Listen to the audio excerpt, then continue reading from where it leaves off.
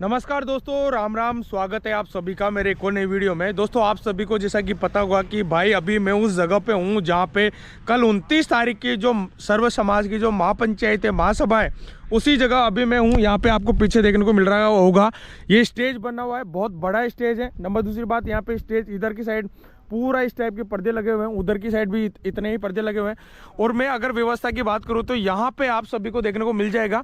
तो दोस्तों अभी हमारी जो टीम है वो कंटिन्यू पिछले 1-2 दिनों से कंटिन्यू इसी मैदान में पूरा मतलब देख रेख और जो इसकी मैनेजमेंट है वो सारी संभाल रही थी। उसके बाद में कौन कौन इस महासभा के अंदर कौन कौन से MLA MP कौन कौन से यहाँ पे आ रहे हैं, नंबर दूसरी बात यहाँ पे मैदान का क्या हाल है वो भी अभी यहाँ पे हमारे भाई साहब बताने वाले। राम राम भाई साहब। नमस्कार। सबसे पहले तो भाई साहब आप ये बताओ कि एक्चुअल में जो कल की तारीख में 29 तारीख को जो सर्व समाज की जो महापंचायत है उसको लेकर कौन कौन से, जैसे जिस हिसाब से अभी आप बता रहे थे, जो MP MLA विधायक जो भी जितने भी लोग आ रहे थे वो कौन कौन से आ रहे हैं यहाँ पे, आप थोड़ा सा बता पाओगे? जी अभी क्या है, सुबह से पिछले 4-5 दिन से हम कंटिन्यू लगे हैं इस सभा स्थल पे। जी। तो अभी सुबह SSO साहब भी आए थे नगर। जी। तो वो बोल रहे थे कि कौन कौन आ रहा है, कौन कौन नहीं आ रहा। तो कंफर्म नहीं था सुबह तक, लेकिन अभी जैसे मैंने हमारी जो टीम है, जिनके ऑफिशियल लोग हैं, जो कंटिन्यू जो कौन कौन मेंबर आने वाले हैं, कौन कौन से जनप्रतिनिधि आने वाले हैं, उनसे अभी अपडेट लिया फोन करके। तो वो बता रहे थे कि मुख्य तौर पे जो इसी जो प्रकरण को जो लीड कर रहे हैं आदरणीय प्रहलाद गुंजल जी है मुख्य आदमी, और जो हमारे जो इस सभा को जो 4 चांद लगाने आ रहे हैं वो हनुमान जी बेनीवाल साहब आ रहे हैं, जो सांसद है नागौर से, और जो राजकुमार रोहत जी वो भी सांसद है, और उसके अलावा 40-50 MLA। मैं आपको बता देता हूँ, और नाम तो मेरे को याद है, लेकिन जब आप खुद भी यहाँ रहोगे और सारे लोग, और आपके चैनल के माध्यम से मैं विशेषतर आपके जो फॉलोवर्स हैं उनको मैं एक रिक्वेस्ट करूंगा कि जो आप ये वीडियो देखते हो भाई, हमेशा कंटिन्यू भाई साहब के चुनाव से लेकर और जो ये दुख दर्द का जो माहौल आप देख रहे हो, बड़ी विडम्बना के साथ जो मजबूती से आवाज भाई विराट उठा रहे हैं। तो मैं एक चीज कहना चाहूंगा आपके चैनल के माध्यम से, जितने भी लोग देख रहे हैं,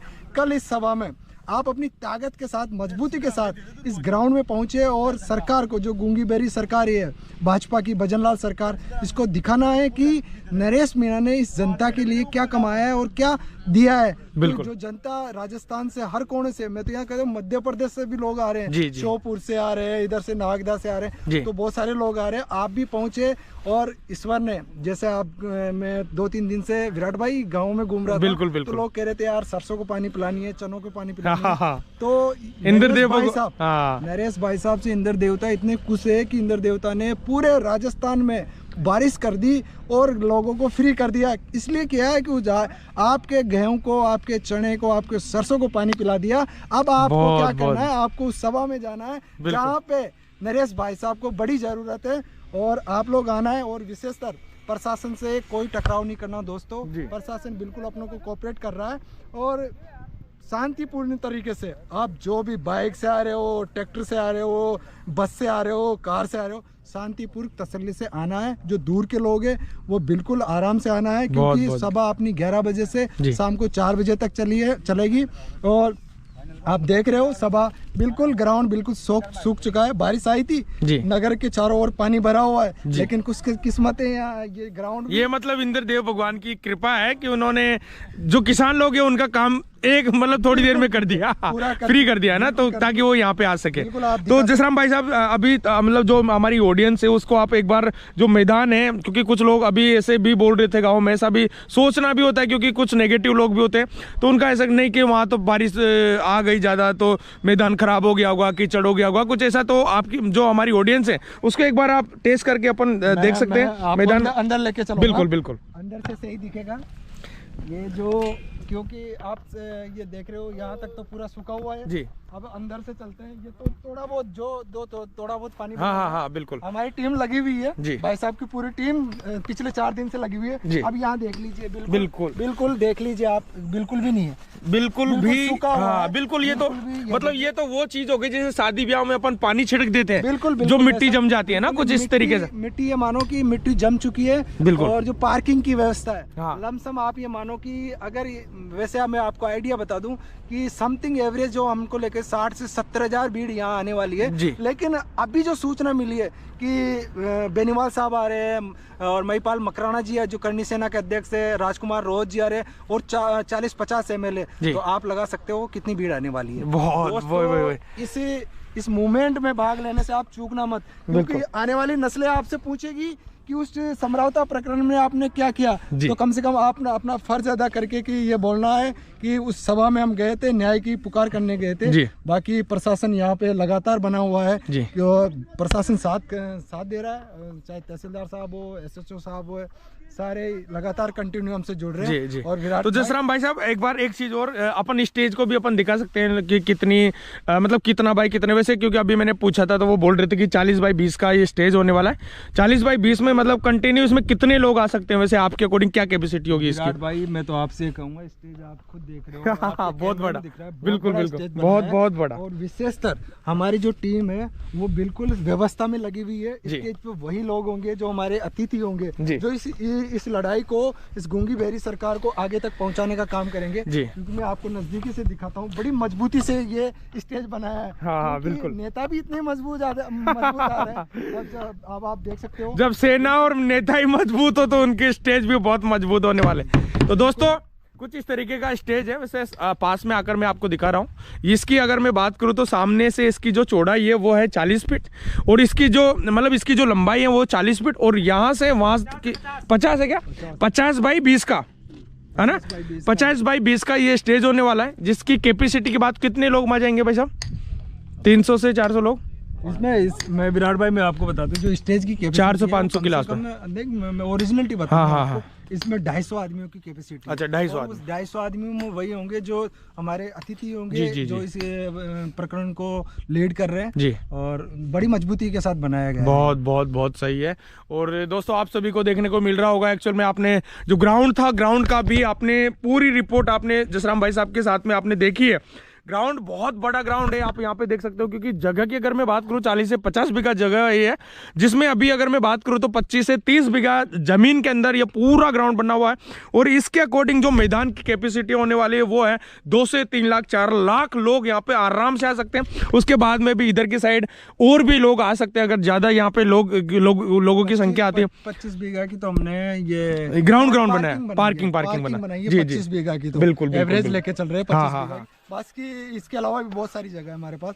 और विराट भाई मैं तो ये कहूँगा, जो भी मेरी बात को सुन रहे हो, बिल्कुल इस विराट भाई को इतना आप मजबूत कर दो, क्योंकि ये बंदा मैंने देखा है हमेशा जो अन्याय होता है, जहाँ पे न्याय की बात करता है, जो गरीब होता है, शोषित होता है, जो पिछड़ा होता है, जो मिडिल क्लास का होता है, युवा होता है, उनकी आवाज़ हमेशा ये उठाता है, निडर होकर उठाता है। और ये ऐसा बंदा है कि अगर आप इसको सपोर्ट करोगे, चाहे मैं एक छोटी सी बात बोलूँगा, इसके लाइव को देखा करो, इसके सब्सक्राइब आप करिए, इसको फॉलो करिए, क्योंकि ये हमेशा वहाँ पे मिलेगा जहाँ पे आपको कोई सुनने वाला नहीं होगा। ये मजबूती के साथ बिल्कुल उठाते हैं। और विराट भाई अब मैं देख रहा हूँ आपके चैनल को, आप लगातार बढ़ रहे हो और हमारी शुभकामनाएं, बहुत बहुत धन्यवाद। क्षेत्र के लोगों की बहुत शुभकामनाएं कि आप आगे बढ़ो और ऐसे ही लोगों की मदद करते रहो। बहुत धन्यवाद जसराम भाई। दोस्तों आप सभी ने देख ही लिया होगा, वैसे हमारे जितने भी मतलब यहाँ पे जो भी व्यवस्था यहाँ पे है और सारी चीज़ें आपने देख ही ली होगी। तो इस वीडियो के माध्यम से मैं यही बताने वाला हूँ कि भाई ज़्यादा से ज़्यादा संख्या में आपको यहाँ पे पहुँचना है। हमारे एडवोकेट साहब से भी मैं तो कुछ आपसे रूबरू करवाने वाला हूँ। नमस्कार भाई साहब। भाई साहब थोड़ा सा जो वीडियो को देख रही है, जो भी ऑडियंस अपनी देख रही है, उनको क्या बोलना चाहोगे कल के लिए? वैसे क्योंकि आप तो क्योंकि केस में भी इन्वॉल्व हो, समरावता गाँव के लेकर भी आपने एक चीज़ आपने देखी है, क्या लगता है आपको कि इस महासभा के बाद में ऐसी जरूरत नहीं पड़े कि अगली कोई महासभा करना पड़े? आप क्या बोलोगे इस चीज़ के लिए? जैसा कि मैं आपको बताना चाहूँगा जी कि हमारी कल महापंचायत है जी। हमें महापंचायत की क्यों जरूरत पड़ी जी?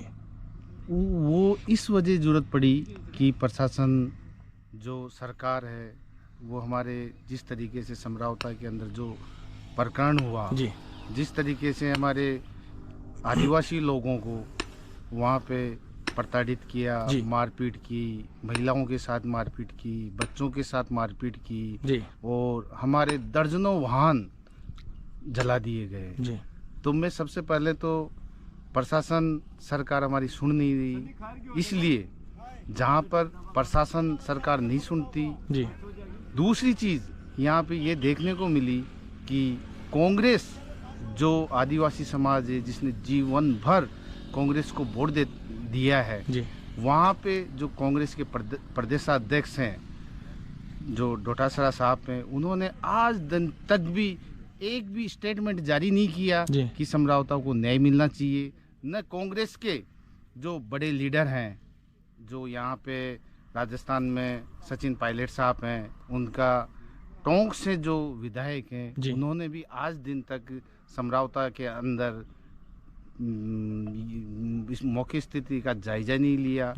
और हमारे यहाँ पे जो 2 बार विधायक रह गए, 1 बार सांसद रह गए, उन्होंने भी समरावती गांव की कोई सुध नहीं ली जी। ये बड़ी विडंबना की बात है, जहाँ सरकार चुप है, सरकार न्याय नहीं दे रही, वहाँ पे विपक्ष चुप है जी। तो जहाँ सरकार चुप हो, विपक्ष चुप हो, जहाँ पर मीडिया चुप हो, वहाँ पर भारत के डेमोक्रेसी में, लोकतंत्र में जनता एक ऐसा रास्ता है जो जनता अपनी मांग को अच्छे तरीके से रख सकती है।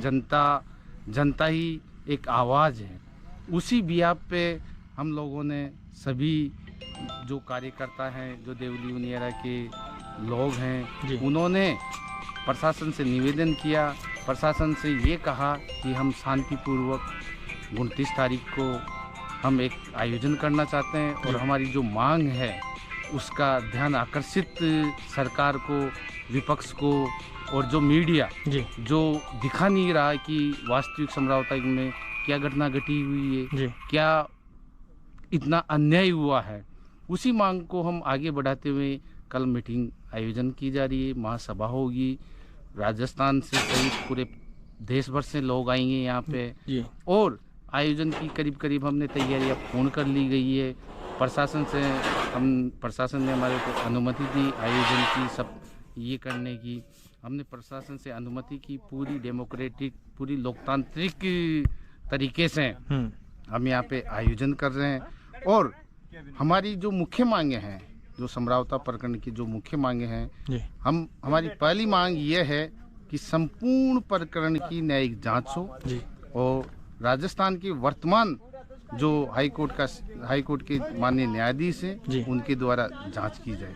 दूसरी हमारी मांग ये है कि हमारे ग्रामीणों के दर्जनों वाहन जले हैं, उन्हें चिन्हित करके सभी जो जिनके वाहन जले हैं उन्हें सरकार नए वाहन दिलाए जाएं। तीसरी हमारी मांग ये है कि जो निर्दोष लोग हैं उनके खिलाफ जो मुकदमे दर्ज किए हैं, कहीं तो ऐसा नए नौजवान हैं, जो विद्यार्थी हैं, जिनके पहली बार ये मुकदमा लगा है, सरकार वो मुकदमे वापस लें और ग्रामीणों में जहाँ पे किन्हीं की चारा जल गया, किन्हीं के मकान जल गए, जो नुकसान हुआ है उनको कंपनसेशन दे। इन मांगों का हम ध्यान आकर्षित करने के लिए एक कल सभा का आयोजन किया जा रहा है और सभा का आयोजन शांतिपूर्वक और लोकतांत्रिक तरीके से, गांधीवादी तरीके से हम लोग ये मांग रख रहे हैं। सर कुछ और भी मेरे क्वेश्चंस थे, जिस हिसाब से कंटिन्यू जो ऑडियंस है बार बार मेरे को बोलती कि नरेश भाई साहब की रिहाई कब होंगी, ये सारी चीज़ें तो अपन जिस हिसाब से अपन देख रहे हैं ग्राउंड में उतर के सारी चीज़ें देख ही रहे हैं। लेकिन मैं एक चीज़ और पूछना चाहूँगा कि क्या ये महासभा, ये जो सर्व समाज की जो महापंचायत के बाद में नरेश भाई साहब को रिहाई मिल पाएगी?